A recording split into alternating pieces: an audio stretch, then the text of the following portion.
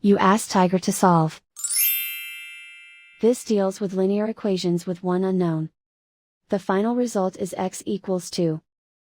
Let's solve it step by step. Group all constants on the right side of the equation.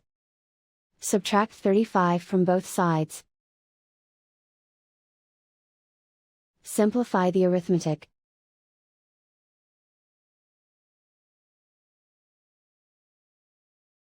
Isolate the x. Divide both sides by 5.